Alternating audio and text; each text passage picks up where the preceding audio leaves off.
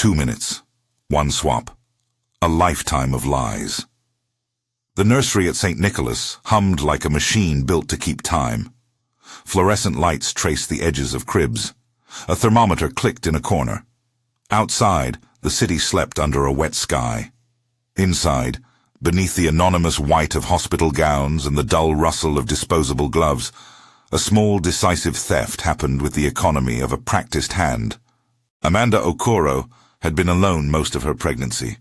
Wealth had built walls around her, but it had also bought her the silence she had chosen. Her twin sister, Amarka, had been the exception.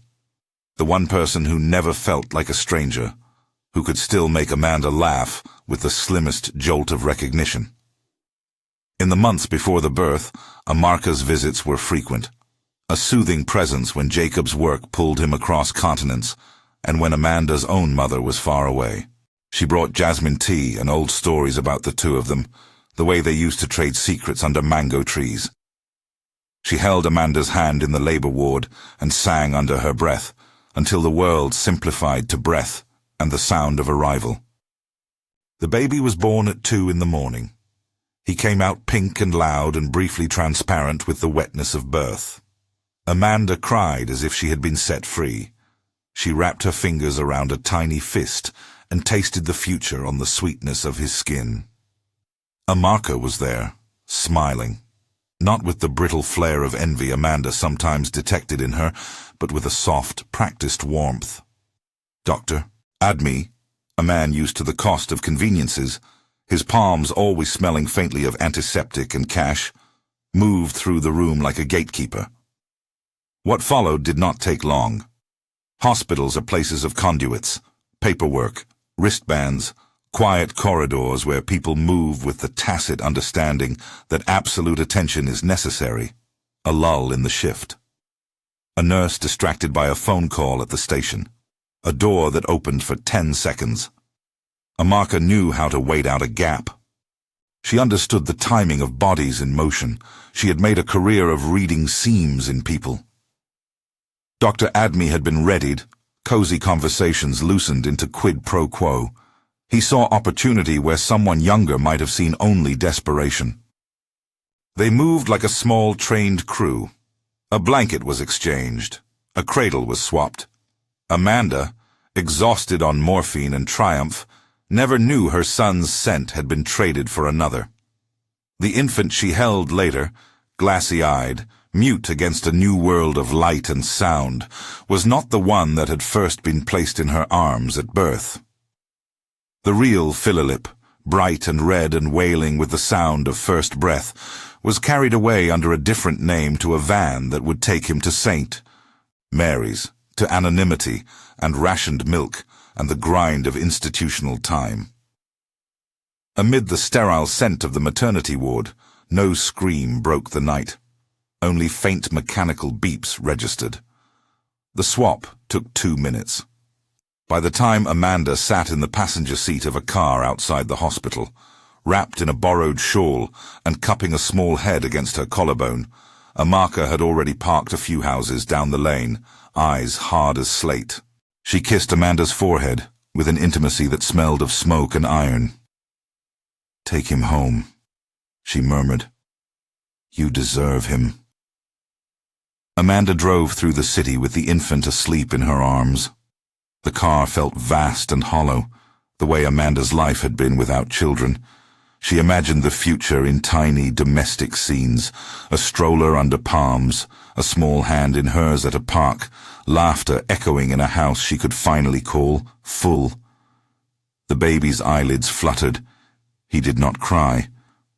He did not respond as a newborn should.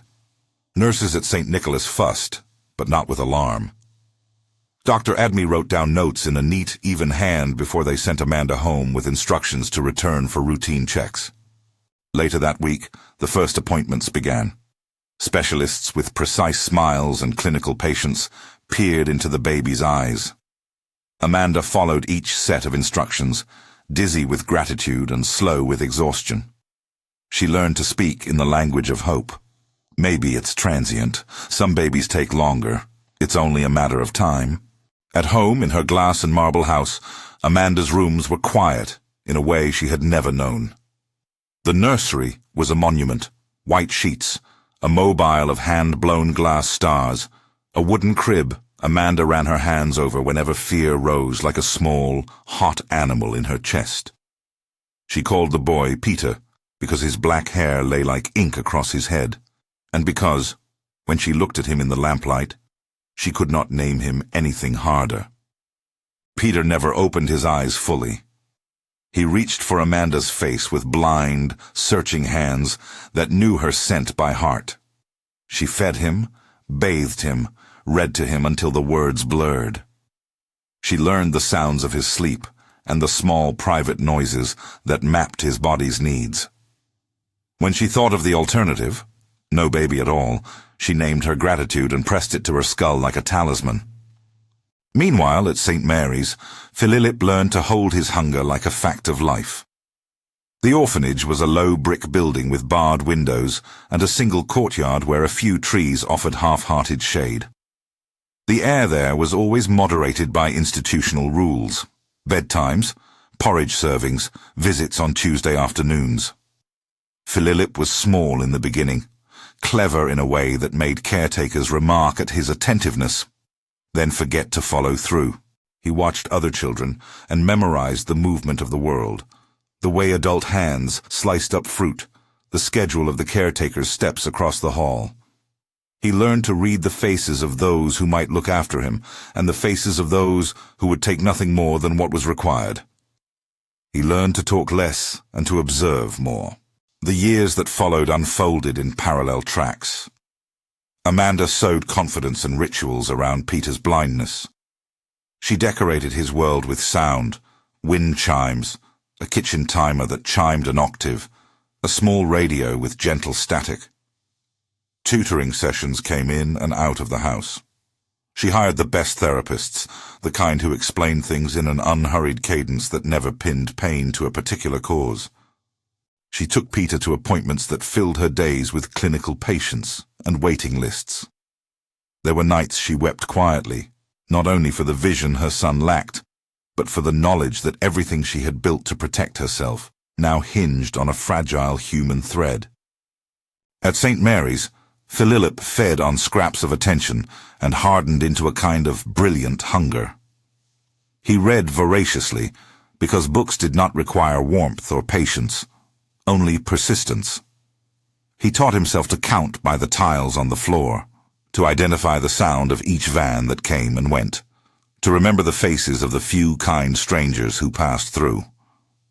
His mind kept records where his papers were few. When an administrator filled forms, he was given a name that would be entered into the orphanage's ledger for years: Peter Okoro. The name stuck in the system, an administrative error with the gravity of bureaucracy. The world began to know him by a name that wasn't his own, a dry echo of the child whose life had been taken from Amanda by a hand operating in the shadows. Amid these parallel childhoods, Amarka and her family drifted closer to Amanda's orbit. She did not clank into the mansion with loud entitlement. She returned in measured waves, each visit wrapped in concern and an undercurrent of expectation.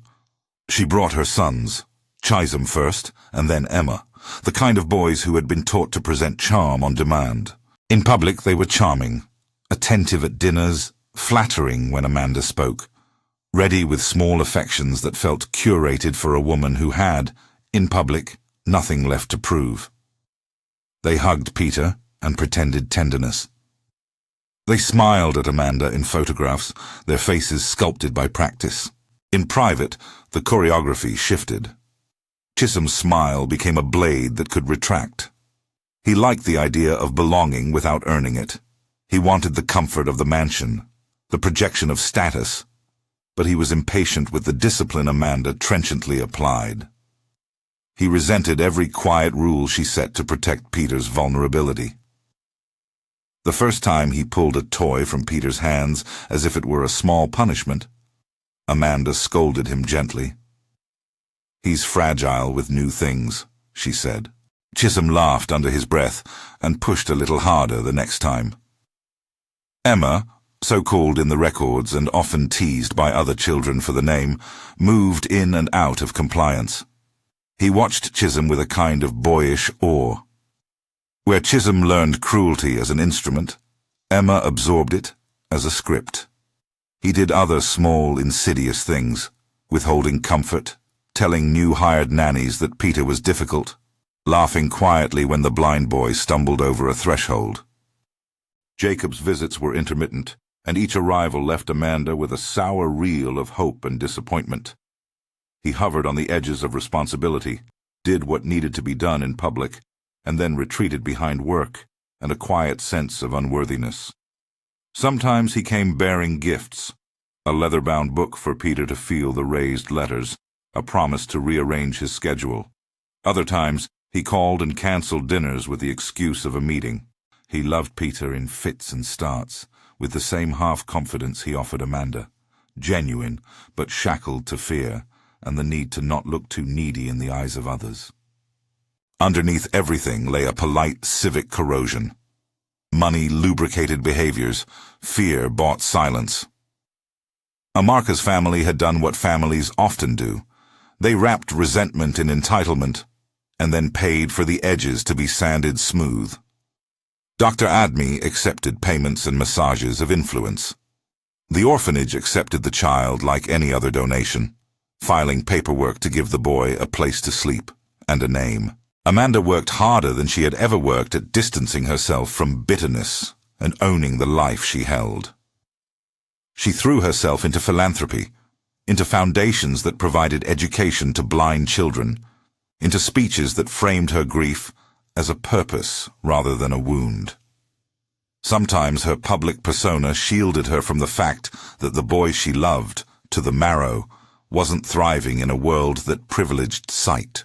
There were nights when she pressed her face to his small chest and asked herself whether love could be enough to remake a life damaged before it had a chance. Chisholm's malice, however, kept changing needs into torments. At first it was petty. Toys hidden, doors locked, a television volume turned up until Peter's rest evaporated into irritation and tears. Amanda found the toys and knelt beside her son and soothed him. She told him stories about brave men and women who had no sight and yet found their way to stars. She called his therapists until she wore down into a steady compliance that rarely considered the root of the problem. Then the cruelty sharpened. There was a small incident on a rainy afternoon. Chisholm, supposed to be supervising the children in the study, dared Peter to climb onto the low landing between the foyer and the back stairs. "You're blind," he said, feigning helpfulness. "But you can hear, right? Prove it." The dare was a gauntlet, the kind boys can throw to test the edges of safety. Peter, trusting and eager to please, held his breath and reached. He misjudged a step. The house was marble and unforgiving. He fell, hitting his hip hard against the corner of a stair. He cried in a way that made Amanda's chest cave. Amanda rushed to him and held him in the chaos of that precise, ordinary moment. Pain sharpened his face. Fear did things with Amanda's voice that made it small and loud at once. Chisholm hovered, eyes bright as if at a game well played. He apologized after, performatively, with a glance that sought credit rather than reconciliation. Amanda forgave him, because forgiveness was a habit she'd been trying to teach Peter in a world that would test him at every turn. But the incidents multiplied. A picture teetered off a shelf because Chisholm nudged the shelves to watch what happened. A caregiver received false reports of Peter being difficult, lies ginned up to form a pattern of blame. Amanda's trust thinned into suspicion. She confronted Amarka on one cool evening, standing in the kitchen while the city breathed outside their windows. "Keep your sons away from him when they're that mean," Amanda said, each word a careful stone. Amarka's reply was a study in false patience. "They're boys. They'll hurt each other sometimes. He'll be fine. You worry too much." Amanda listened to the excuses and wrote them down in her head, a list of how to protect a child in a world that preferred to cut corners. She hired more caregivers. She installed tighter schedules. She installed cameras in the common rooms but not in private spaces. She respected the limits of legality and also the dignity of family. She wanted to catch cruelty without turning her house into a prison. She wanted transparent protection that did not suffocate human relations. On the other side of town, Philip, registered as Peter Okoro in the cold ledger of St. Mary's, began to make himself useful in ways that the adults noted with quiet pride. He could repair toys with an ingenuity born of lack. He could mimic handwriting, and had learned by watching visitors fill forms how to construct letters that looked official. He learned the tilt of a signature and the cadence of requests. He took note of drivers, phone numbers scrawled on envelopes tossed into the wastebasket. He became meticulous about small details that counted in survival: who left the orphanage at dusk, who stayed late to count inventory, which vans came for pickups. He guarded his knowledge like the thin armor it was. Years unrolled. Peter, Amanda's Peter, the blind child, grew into a small, steady boy who knew the house by the pattern of its floorboards and the cadence of the lights. Philip grew into a hungry, lean teenager whose mind was a map of small, usable facts. The two boys were shaped by the different economies that had swallowed them, one of abundance and watchfulness, one of scarcity and observation. The first time the household had to face public scandal, Amanda saw it as a test of endurance. Her philanthropy and reputation had been the scaffolding that allowed her a measure of control. She had assumed that money could buy only so much, but what it could absolutely buy was protection against the ordinary indignities people unconsciously visited upon the vulnerable. Money could not buy the past. It could not reconfigure the truth of a child's origin, but it could shield the child from immediate neglect and provide interventions that might shape a life. Chisholm's restraint, however, did not lengthen with time. He matured into a charm that had sharpened into cruelty. He understood the thrill of power in a house that reflected status and the intoxicating sense of being untouchable. He singled out Peter more often, small torments coupling with a broader plan to make him look weak, subtle sabotage that would undercut Amanda's confidence and create space for Amarka's influence. There was the night of the dinner party, crystal and foreign wine, guests in suits and gowns, a string quartet tucked into a corner. Peter sat quietly at the edge of the room, his plate barely touched. Chisholm leaned too close and whispered, "You don't belong here," as if pronouncing a verdict. Peter, who had been taught not to retaliate, only tightened his shoulders. In the privacy of his room after the party, he trembled and pressed his palm to the bruise of shame that gathered like a storm cloud. Jacob watched these things with a detachment that looked, to Amanda, like a man afraid to take sides. He loved Peter. She knew it. But he had his own lineage to protect, his own networks that did not favor scandal. "We can't afford a fight," he told Amanda once, as if words alone could stack between them and the sharp injustice of their lives. He worked late. He booked weekends away. He offered to pay for extras, therapy, tutors, security upgrades. His help came with a price of silence that Amanda had not agreed to. Then the stairs incident happened that would change everything. It was a day like any other. A drizzle outside, the house full of the soft thrum of errands. Peter had been practicing navigation around the living rooms, a game Amanda had turned into ritual. Chisholm was supposed to be finishing schoolwork in the study. Emma hovered near the television with earbuds in. Something, maybe a dare, maybe a frayed patience, flared between Chisholm and Peter. Voices rose, thin and fraught. Amanda heard shouting, then a heavy thud. Her feet hit the marble before her mind could understand. She rounded the corner and saw Peter at the bottom of the short flight, curled and still. The apartment filled and cut the way incidents do, hands reaching, breaths quickening, a child's cry that stripped language away.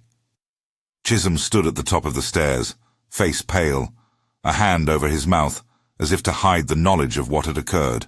Emma's face was blank, the kind of blank a child paints when he is old enough to know he's beyond comfort. They took Peter to St. Nicholas in a flurry of white lights and efficient order. Amanda rode in the back of the ambulance with his head against her shoulder, feeling every bump like a small crucible that could fracture the fragile thing between them. He was still breathing when they reached the emergency wing. He was conscious but shocked, his hip bruised, and his movement impaired. The doctors moved with a clean, clinical concern, asking the routine questions, taking notes, ordering tests. Amanda felt a needle of something cold and precise go through her. The boy she had raised with the tenderness of a woman who absent-mindedly grafts identity onto another life, her son, her responsibility, had been hurt on the steps of the house that was meant to shelter him. The idea that harm could come from the people who claimed to be friends felt like a betrayal that sliced deeper than any physical wound. They admitted him for observation. X-rays showed no fracture. Stabilization and rest were prescribed. The staff did a blood panel as routine.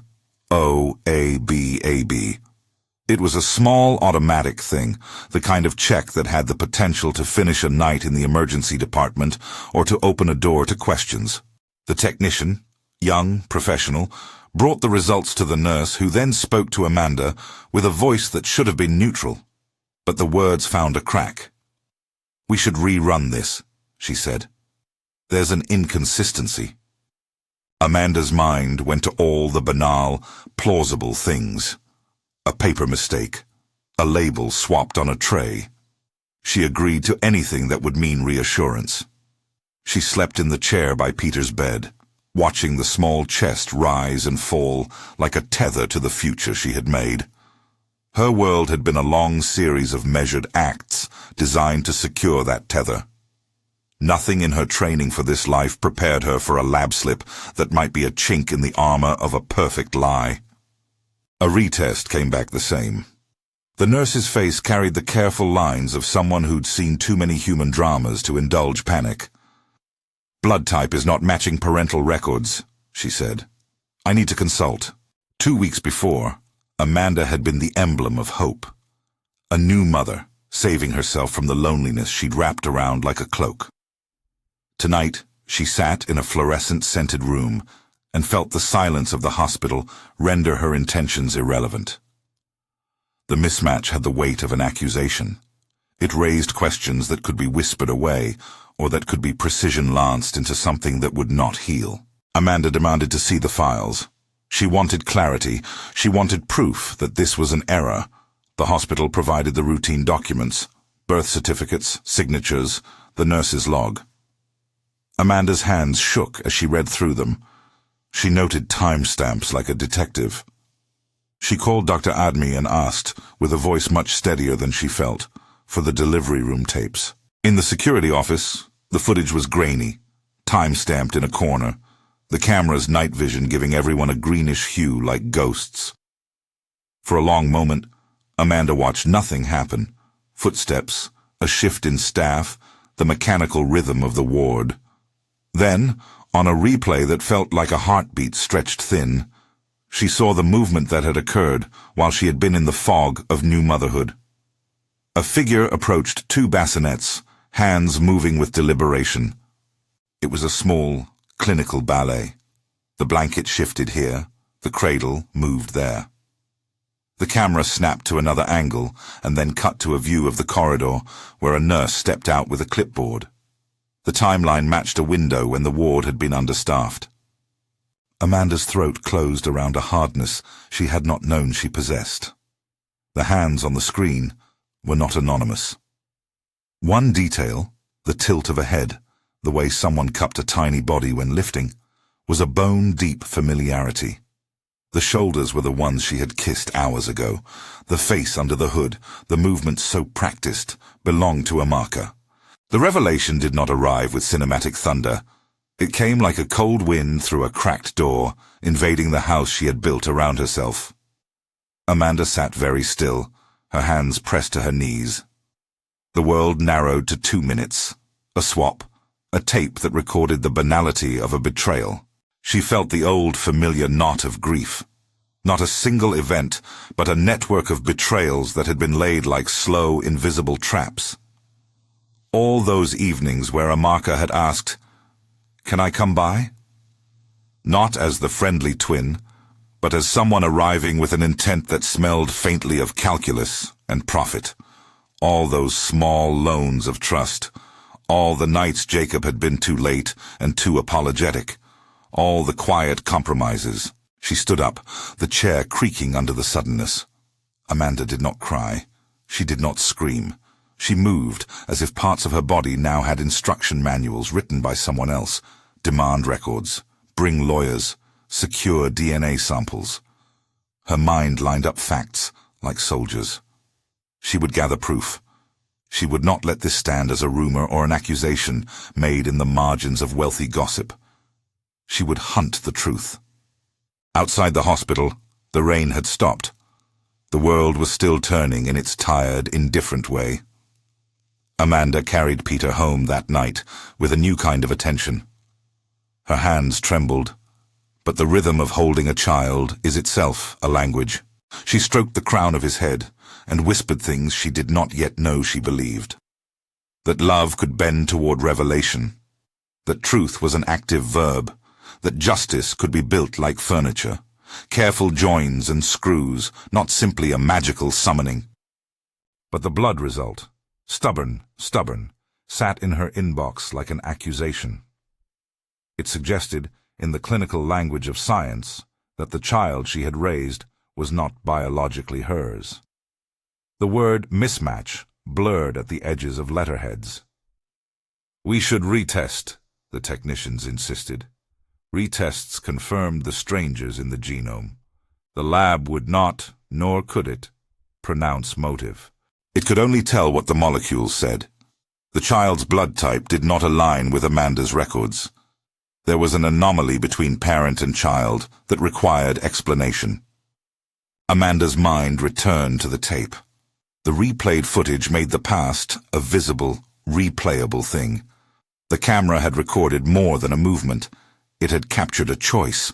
The footage would be a lever, and she would know how to operate it. But the recognition of cause did not soften the rippling pain of consequence. The child she had held these years, the early morning feedings, the lullabies, the inevitable small acts of tenderness, was still the child she had raised. Love had been built by years, not by blood tests. She would not turn her back on him. Yet now there stood a parallel path. A son stolen into scarcity. A system that had disguised itself as family. She thought of the boy in the orphanage who had been called Peter Okoro on a ledger that had no way of telling the truth of his birthright. She thought of the other mother he might have had. The real Amanda that life had given to him, but that bureaucracy had removed. These reflections did not feel like an arithmetic problem. They felt like war. Outside the hospital, in a car parked under sodium streetlights, Amarka sat with hands folded into her lap, like a woman in gentle mourning. The smile Amanda had bargained with months ago had thinned into a mask that left the corners of her mouth brittle. She had taken a calculated step into a life she imagined would bring security and advantage, and now the edges of that strategy glinted with a dangerous sharpness. The swap had been coldly rational to her, a correction of the imbalance that she claimed life had offered them both. She had told herself stories about survival. She had told herself that the child would be safe with her, that a life shared with her sons was a better insurance policy than the precariousness of their original circumstances. Yet even in the hush of the car, the ramifications had no single owner. Tokens change hands, but consequences ripple outward through everyone involved. She had counted on silence, on the way fear corrodes loyalty. She had counted on the small kindnesses of people like Dr. Admi, quietly compromised. She had not counted on a mother whose love had been like cement, hardened, thorough, and capable of pulling a house down around anyone who had tried to hide the truth. Amanda vowed, with a quiet ferocity, to take the tape, the tests, the paperwork, and to use them as tools. Her strategy would be surgical. She would move the way she had always moved as a woman who had built things from an ordered mind, with lists, with patience, with the pragmatic cruelty of someone who had learned that sentimentality on its own is survival's enemy. But she also knew, with the cold clarity that comes to anyone who realizes rightness will bend people, that this was not a solitary pettiness she could stitch up with legal briefs. She had no illusion that papers and proofs would unmake years of damage. A revelation, even a perfect one, would crack old alliances and provoke new violence. Secrets, once rootless, root themselves into people. They give stakes to those who would fight to keep them. The hospital sent the formal lines: blood mismatch, rerun confirmed. Amanda signed consent forms for a full DNA profile only because she knew the slower legal machinery would not move fast enough for the sensation rising in her chest. She wanted an immediate truth, something a small lab could deliver. In the hours that followed, the lab technicians worked with the quiet efficiency of people who handle other people's emergencies as a routine. In the morning, the early sun painted the city with a kind of indifferent light. Papers moved. Lawyers were called. Amanda's world shifted into gears she had not known it had beneath the surface. She called Jacob, but he did not answer. She paced. She catalogued every moment of Amarka's involvement in the past months. She requested the hospital's CCTV files formally. She demanded access to any logs of babies leaving the ward. She told herself carefully, with the kind of restraint that would be required if one were to uproot a wilder plant without tearing the surrounding garden. Do not act like a character in a melodrama. Gather, prove, hold. At home, Peter slept in his small bed, breath gentle, oblivious to the policies and strategies his mother was assembling around him. He woke to Amanda's voice in the room that morning, warm and calm, as if nothing at all had changed. "We're going to the doctor for more tests," she told him. She kissed his forehead. She did not speak of betrayals. She did not reveal the rage sitting like a slow, coiled animal in her ribcage. She could not yet. Her vow to protect him doubled immediately into a vow to defend a replaced life, her adopted past, and the son she had loved, as though he had always been hers. On the other side of the city, Phililip, who the system knew as Peter Okoro, did not yet understand the texture of his future. He was 14, wiry with intelligence, and long for his age. He had a list of small skills that made him more employable than the ledger that designated him as a name on a file. The world around him had no idea that he might be the child someone else had been searching for. The orphanage director believed he had given the boy a safe place to sleep, and in time would place him with a family that could provide what the orphanage never could. Amanda's first moves were procedural. She submitted forms, demanded files, engaged the best counsel she could find without creating a press storm.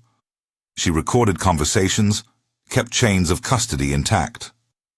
But her rage was not solely legal. It was personal and visceral. She had been robbed of the pure, simple relationship a mother has with the child she births. She had been slowly, methodically stripped of trust by the person she had loved, because that person had been sharpening the knife of ambition for a long time. "Why?" she asked the night before the DNA results reached her, holding the hospital cup of tea that had gone cold. Her voice trembled in the dark, not because she lacked composure, but because the real question had no short answer. Gratitude curdled into suspicion. Sibling bonds had been sold into a transaction that had stolen a child's name and left another in the ledger of charity. She thought of Phililip, sleeping in a place with barred windows, and counted the ways she could not sleep until she had him back. In the days that followed the stair incident and the blood mismatch, the house changed. Amanda installed more locks. She sat in meetings with lawyers and forensic experts. She reviewed the hospital footage frame by frame until the image of Amarka's hands swapping blankets burned into her retinas. She made phone calls that carried weight and catalytic purpose. Each step moved the world of the two families closer to collision. Chisholm and Emma sensed the shift without being able to name it. Their smiles became guarded. They learned, primitive and quick, that consequences existed and that their previous impunity had been a temporary garment. Amarka, when confronted on the footage, once Amanda had cornered her in a place where she could not weave a new story, stayed cool in a way that made the hairs rise on the back of Amanda's neck. "You don't understand what I had to do," she said, voice bland. "You were going to lose everything." Amanda watched her sister and saw not the twin she had shared a childhood with, but a calculative mind that had decided the value of a child by the ledger of need and advantage. Betrayal is a simple arithmetic. Someone decides to take, and another learns to hold on. Richard, the hospital administrator, argued for discretion. The tape, he warned, could be a legal tinderbox if mishandled. But Amanda had already decided she would not let caution be an excuse for silence. She planned to bring the footage to authorities, to send DNA samples to independent labs, to retrieve the child who had been taken. In the late calm before dawn, the threads of their lives began to come together into a noose. Amanda felt it, the sense that a consequence once set into motion cannot easily be halted. Secrets have a logic of their own. Once exposed, they create heat. People choose sides. The world responds when names are exposed, when papers retract the protective veil of plausible deniability. She thought of how love had mapped onto her nights, how she had built a home around a blind child's needs.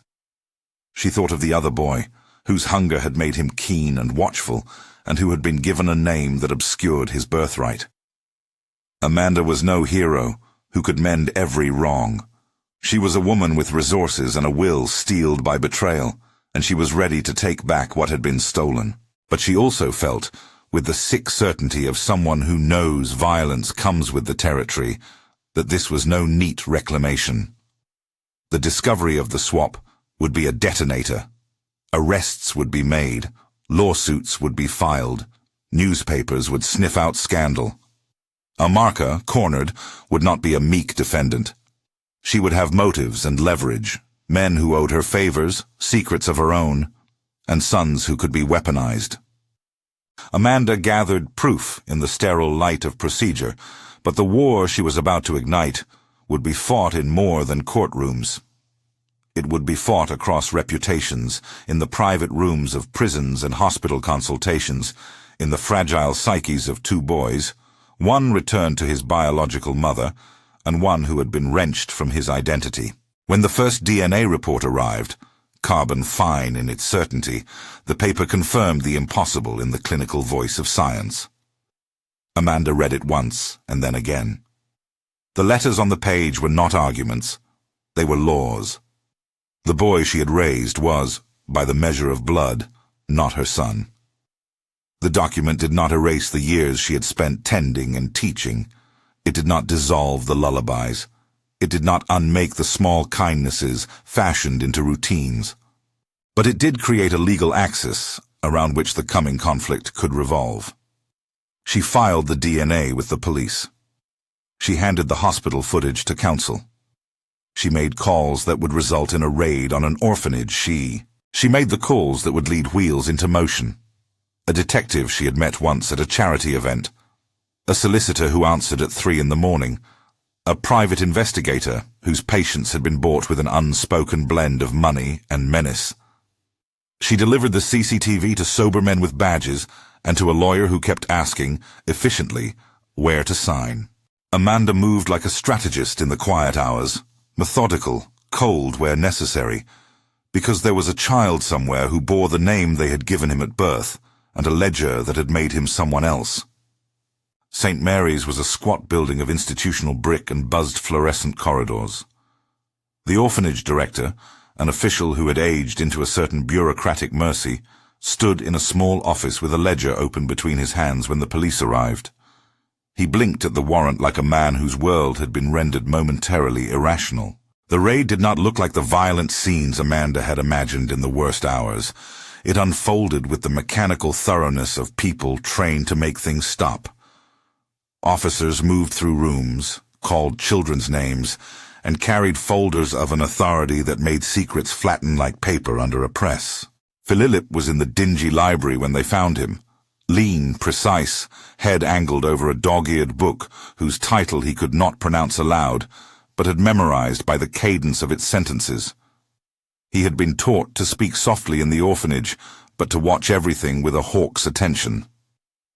The policeman's flash of an ID, the ledger entry, the way paper forms were produced with his name written in a hand he recognized from the reception desk. All of it came with the sudden, electric sense of belonging and the stranger's terror of being measured. When Amanda saw him the first time, she did not run to him in the way some melodramas authorize. There was no cinematic collapse into arms. There was a moment, long, thin, during which two lives regarded each other as if trying to confirm a memory. Philip's face had the narrowness of someone who had known hunger, but his eyes were astir with the cautious light of a mind that had learned to keep accounts. He took in the woman who had come with the police, the woman on the screen who had watched the swap, and he catalogued her with quickness. He did not immediately accept what the papers said about him. Acceptance is a thing that arrives later, sometimes in quiet increments. Philip, Amanda said, and her voice was small against the hum of the orphanage. It had the thread of the woman who had once named a boy Peter and sang him to sleep. She did not ask permission to touch him. She extended a hand and then withdrew, aware that legality and tender muscle did not share a single instinct. The reunion, when it truly happened, resembled a negotiation.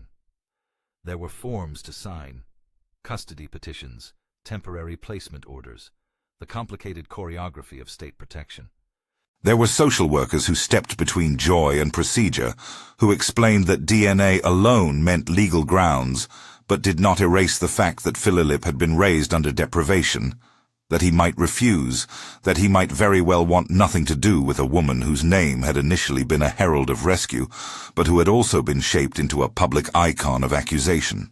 Philip, for his part, allowed them to take him away because the alternative, life as a ward in a place that had offered predictability even if sparse, was not a promise he wanted to test in the long term.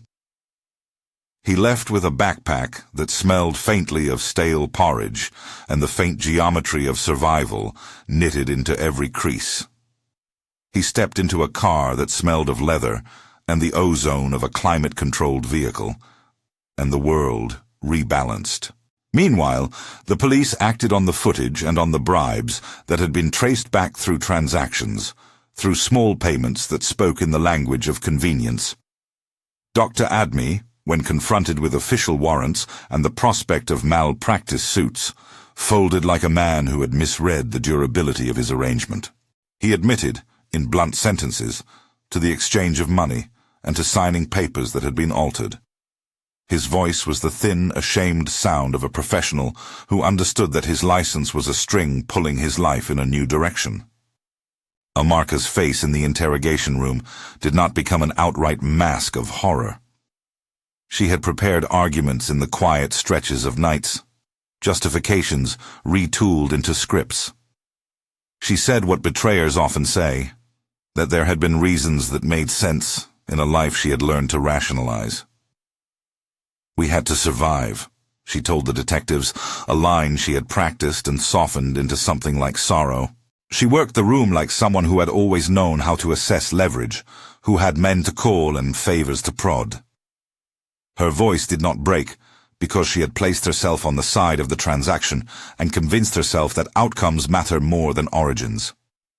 Chisholm, who had learned the arithmetic of power in the mansion, became sullen when the police took him. He had always assumed impunity belonged to him like a second skin. The swiftness of restraint confounded that expectation.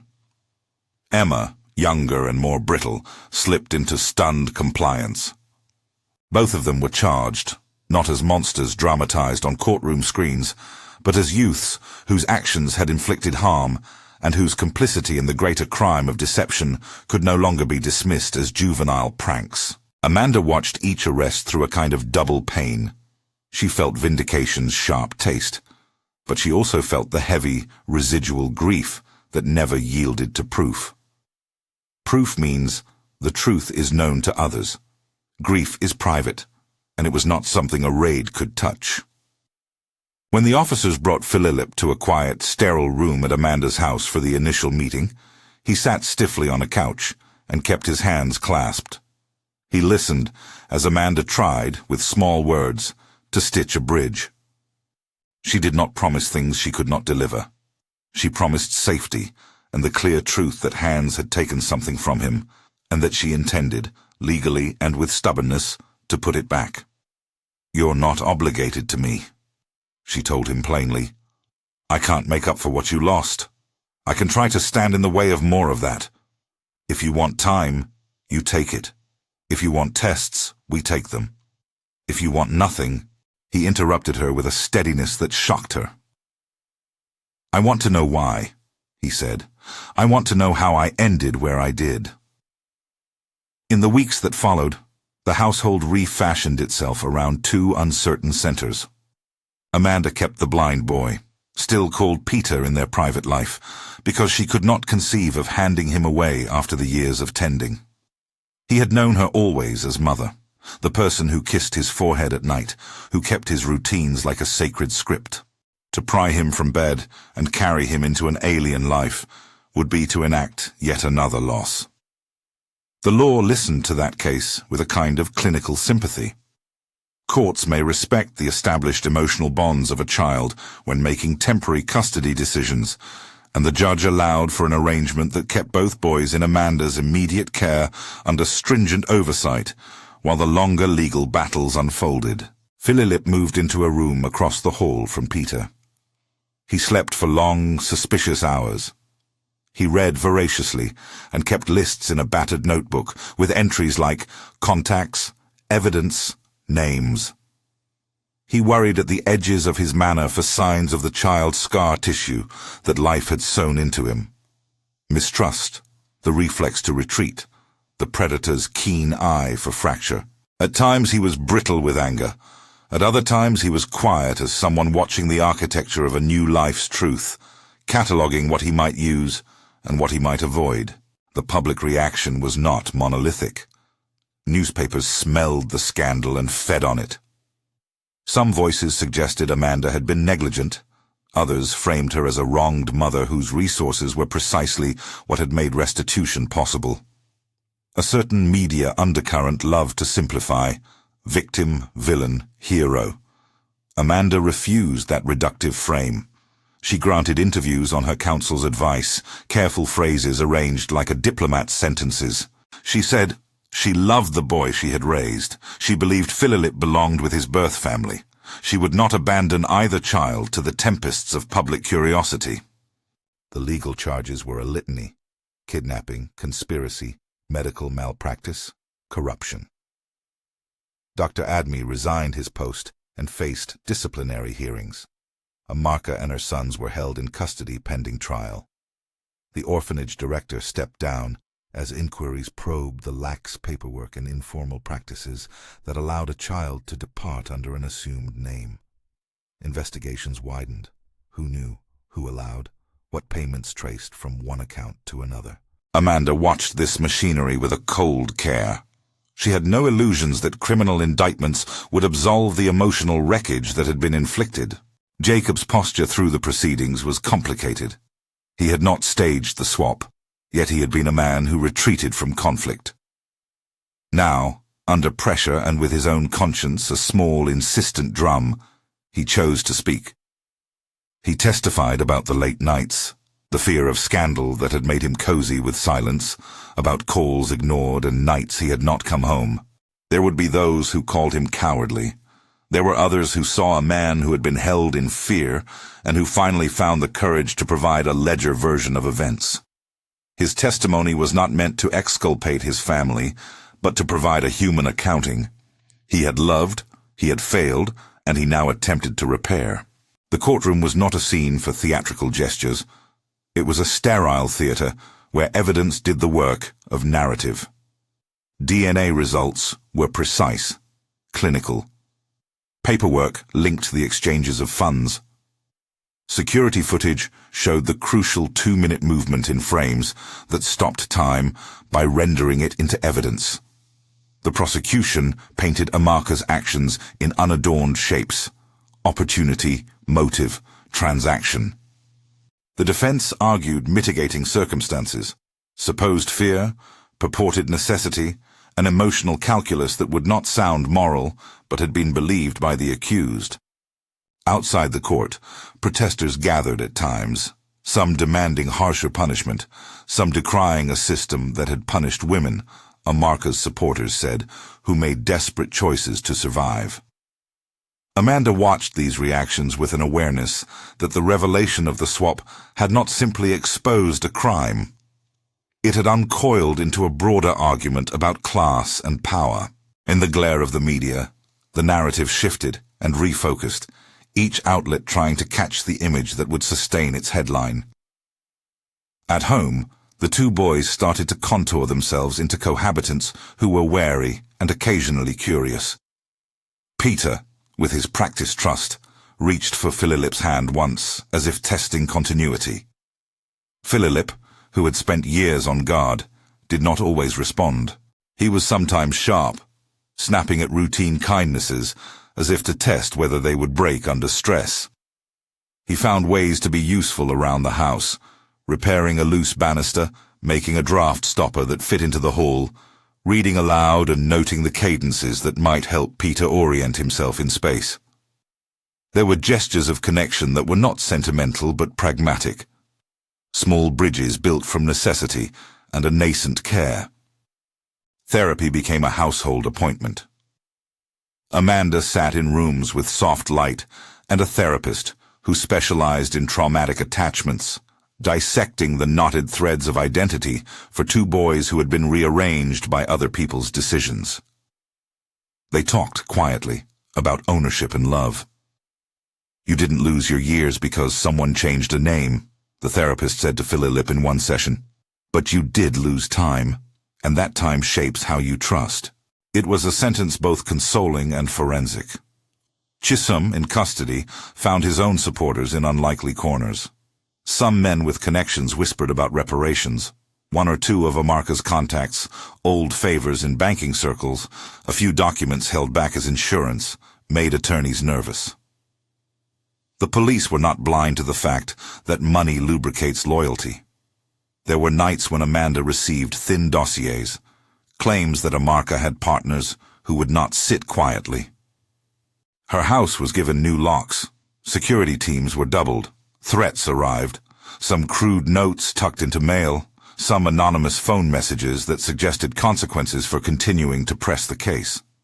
The warmth of victory in the courtroom was always tempered by the vigilant knowledge that a fight that begins in evidence often moves outward into corners where law cannot always follow instantly. Inside prison walls, Amarka did not look broken. She looked instead like a woman assembling an argument. In visitation rooms, she wrote letters that were terse and deliberate. She whispered on recorded phone calls that people at the hospital had made mistakes, and that fragile reputations could still be sold back with enough leverage.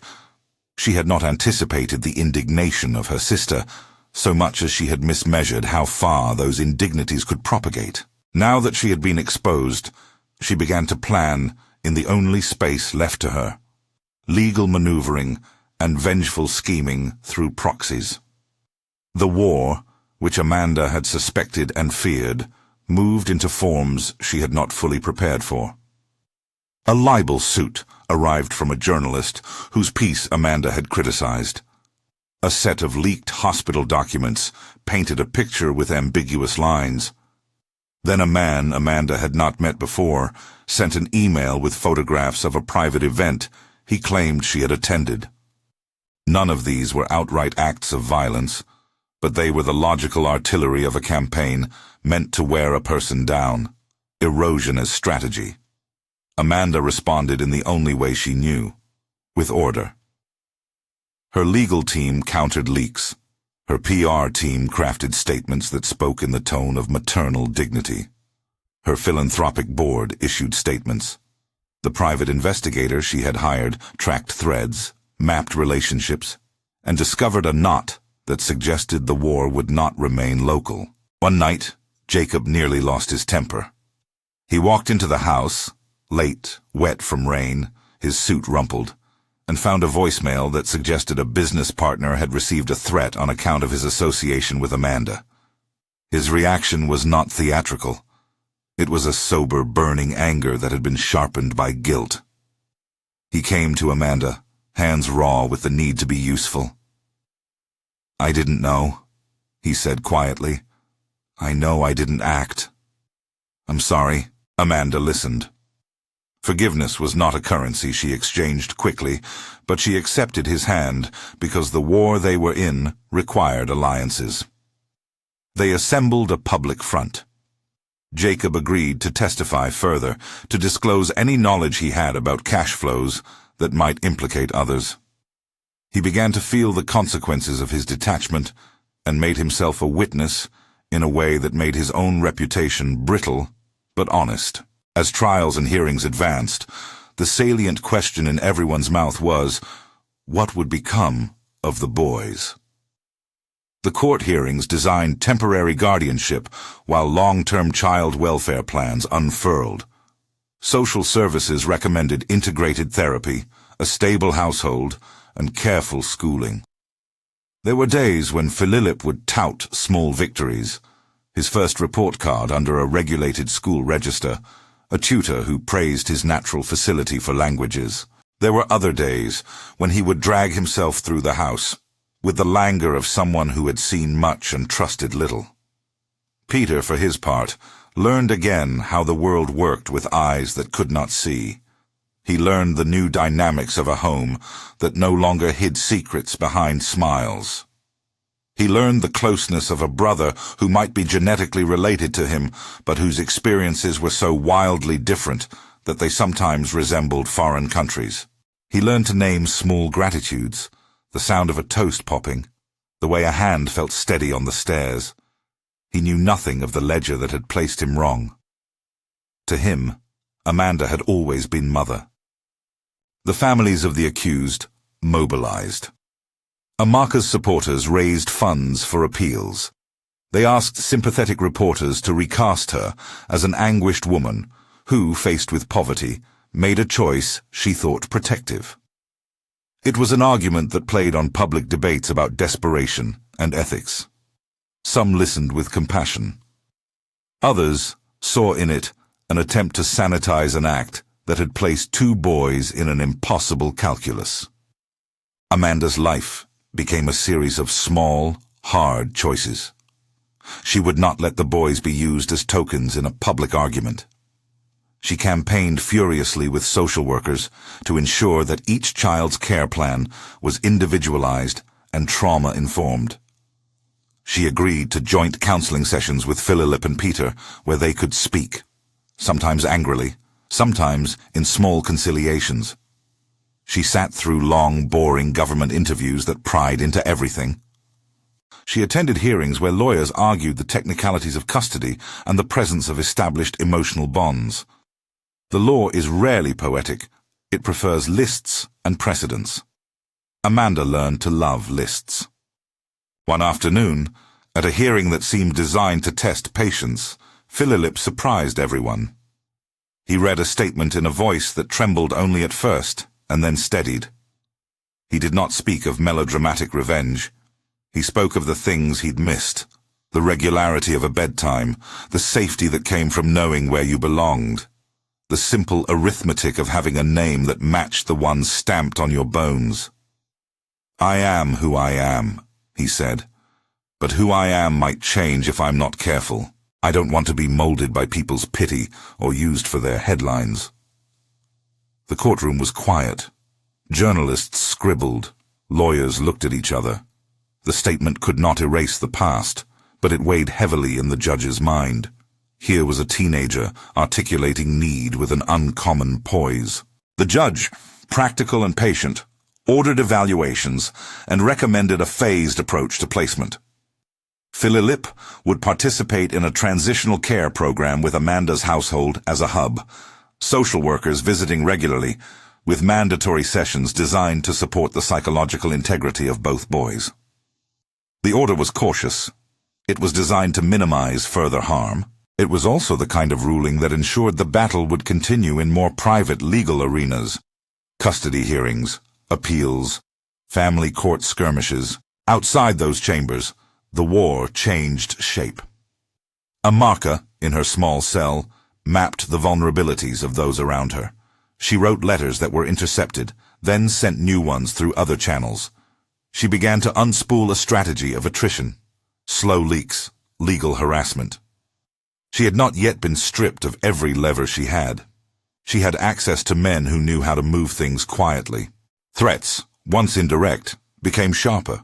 Thin notes slid anonymously under doors, a vandalized vehicle at Jacob's office that suggested someone had been there in the dead of night. Amanda's response was not purely legal.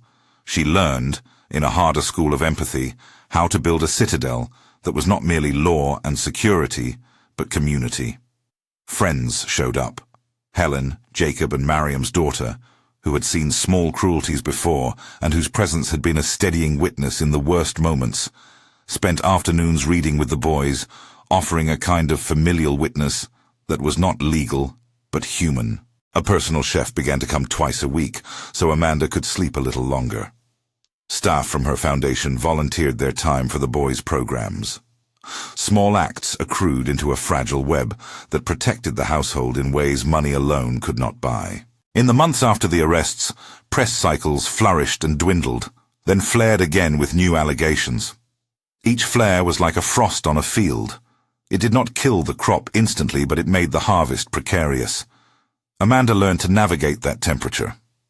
She produced measured statements, declined to sensationalize, and allowed the quiet labors of therapy and schooling to speak for the boys when courts would not.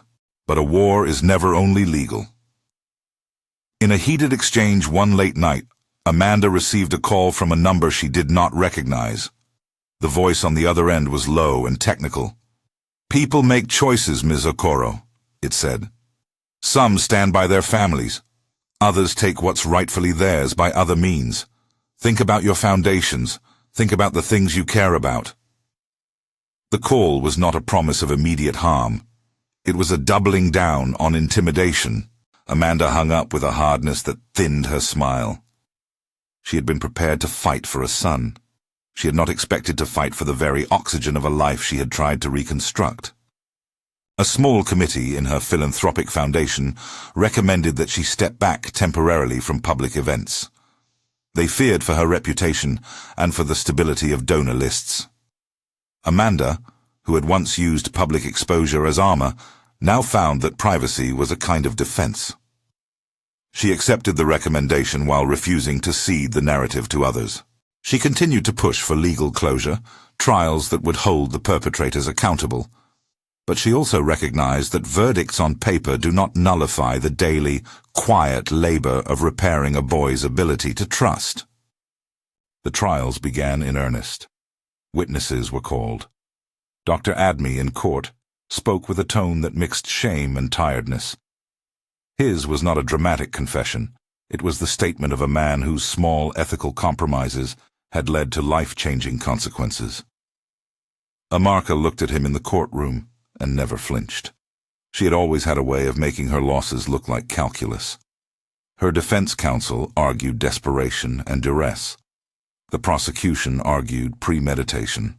Chisholm, who had once delighted in pushing boundaries, sat across from the bench, looking more human than his public visage had allowed. He answered questions with a nervous mania that betrayed his inner turmoil. He said things that were not excuses, but explanations that did not absolve. Envy that had become entitlement, a hunger for a life that had been presented as achievable by proximity. The judge's voice cut through these personal logics with the bluntness of the law. When the verdicts emerged, guilty for several counts, pending sentencing for others, the courtroom exhaled and then immediately turned inward. A sentence is a concrete thing, but it is not a salve.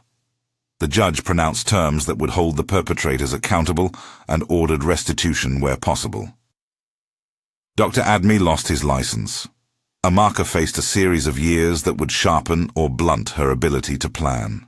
Chisholm would be given a term that included rehabilitation, a legal recognition that a boy's cruelty is often taught and rehearsed. Amanda left the courthouse without fanfare. She felt a hollow victory. Justice had been administered in the language of law. She had won in that arena.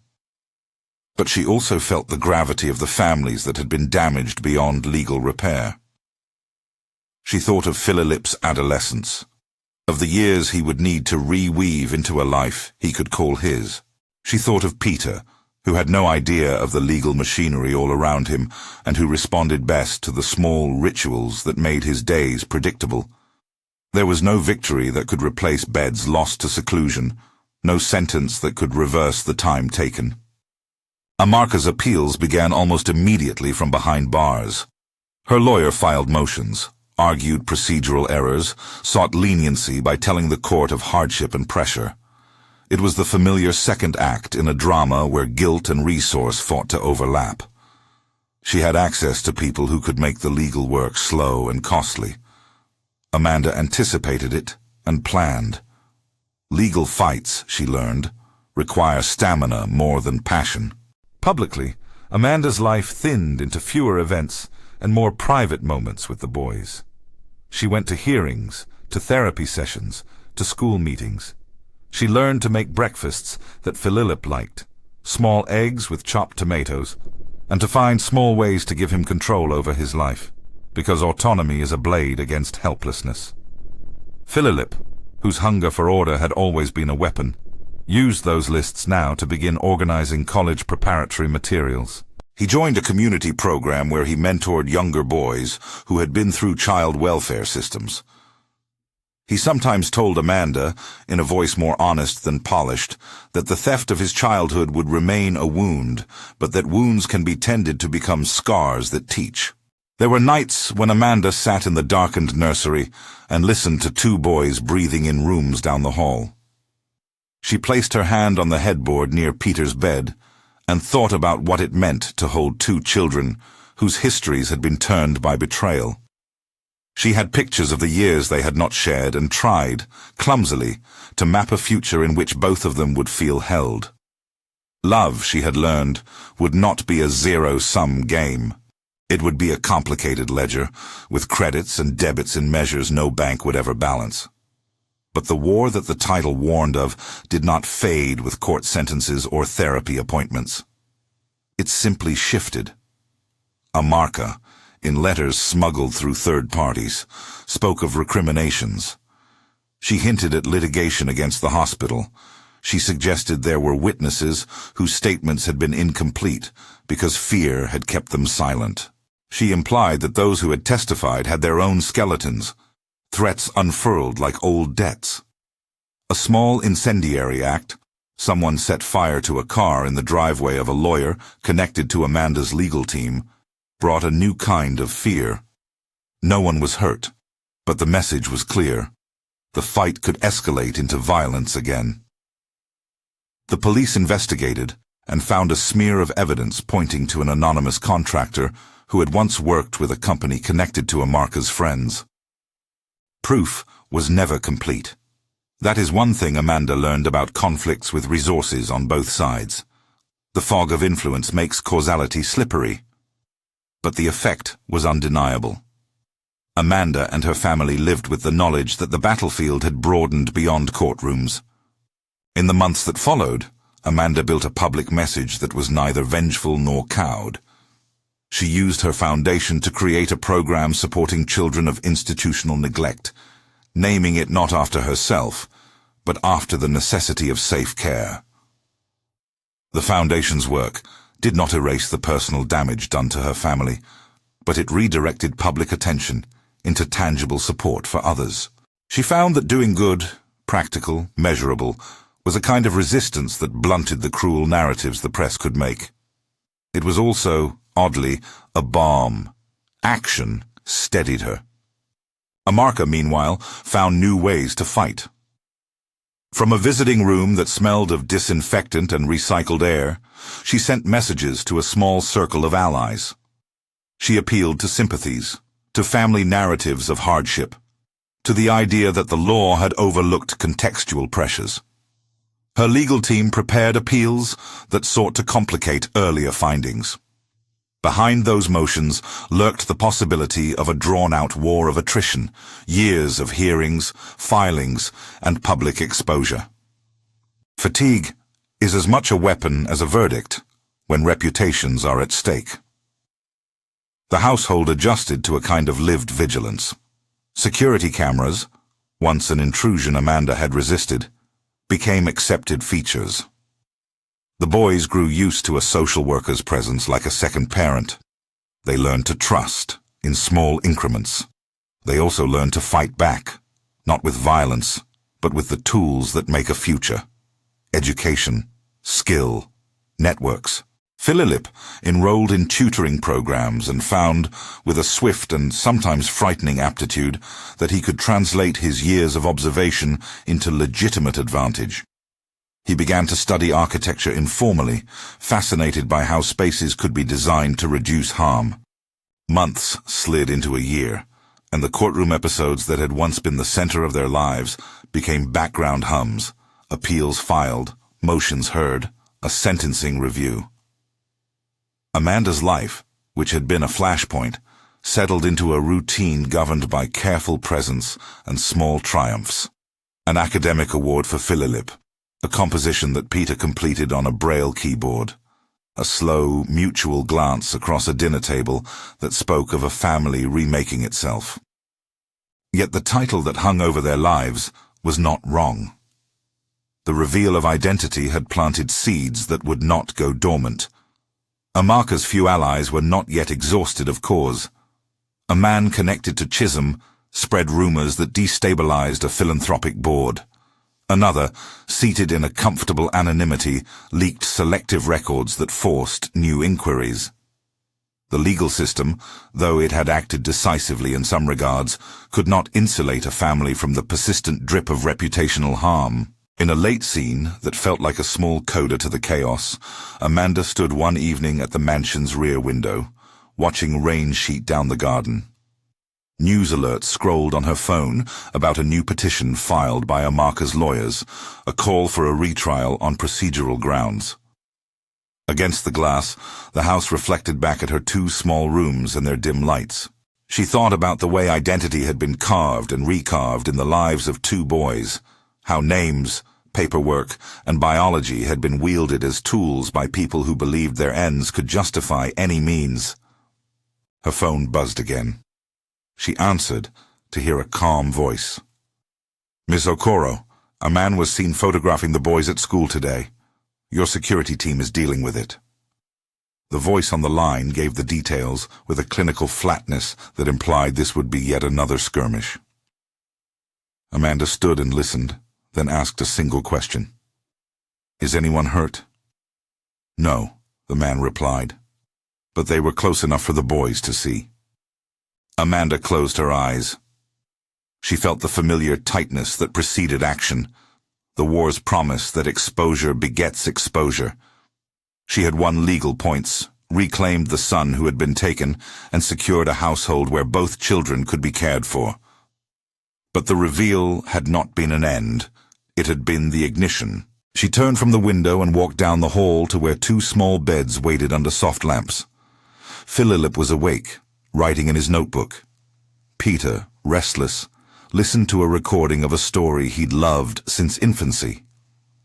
Amanda sat on the edge of Philip's bed and placed a hand on his shoulder. He did not lean away.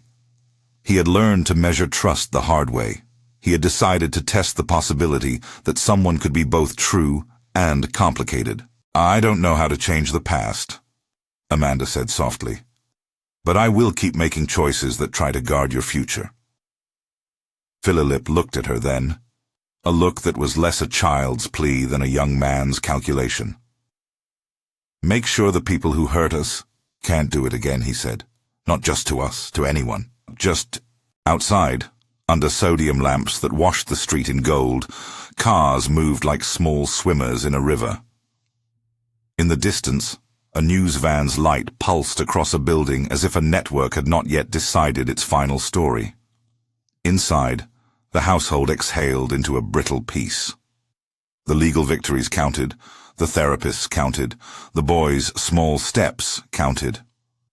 But a war, once lit, does not simply extinguish because judges have spoken and convictions are recorded.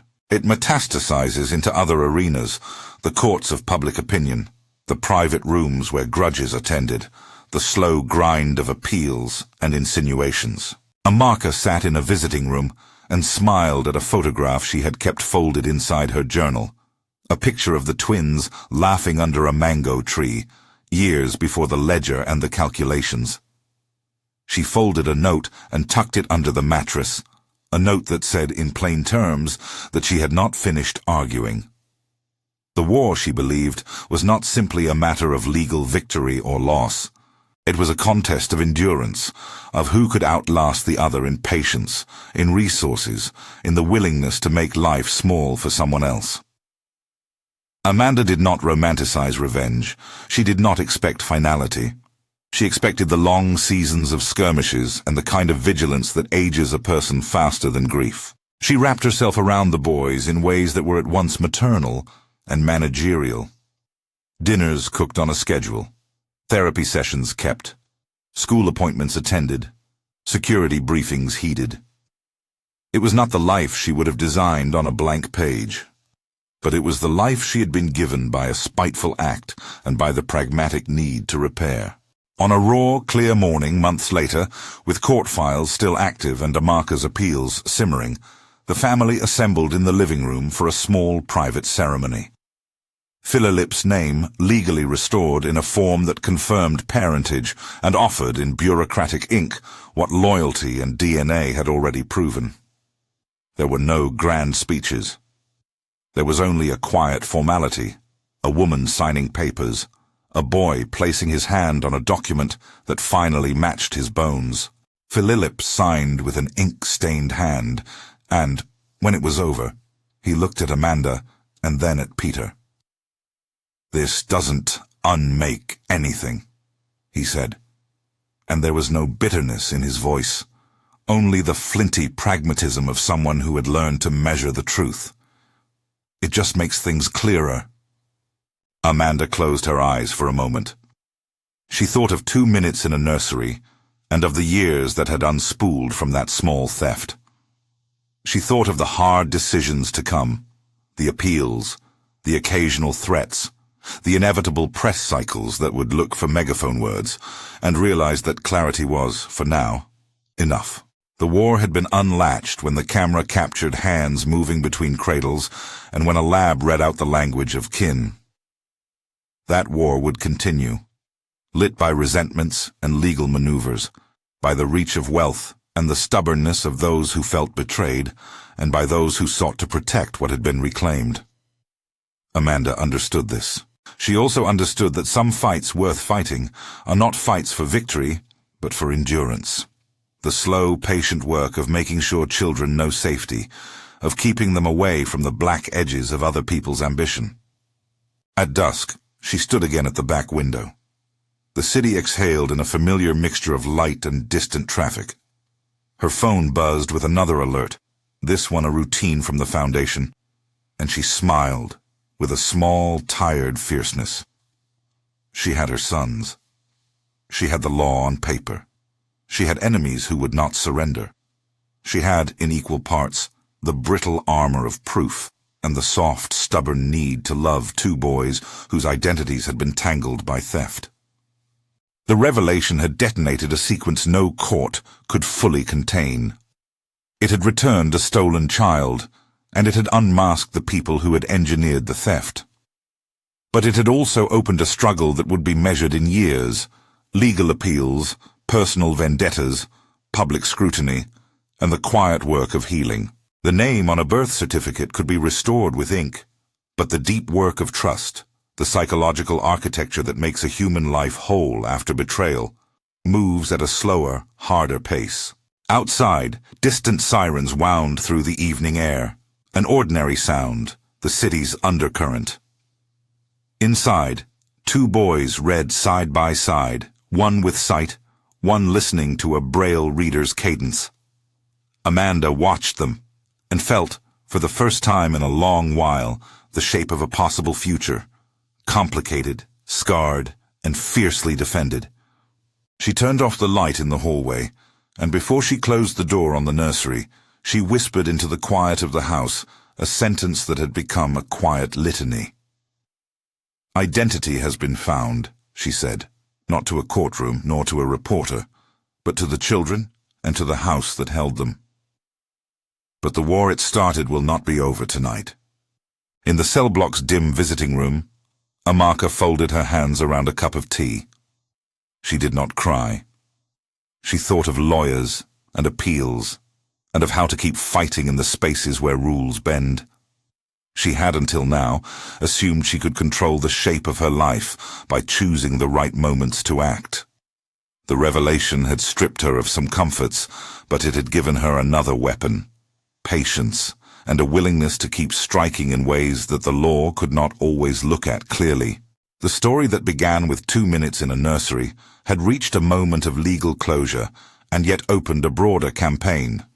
Facts had been returned to light. Convictions had been rendered. 2 boys now lived under one roof with a woman who loved them both. But with every truth revealed, new fronts opened. The press, the lawyers, the unseen allies of those who had been exposed. Each became a node in a widening conflict that would endure.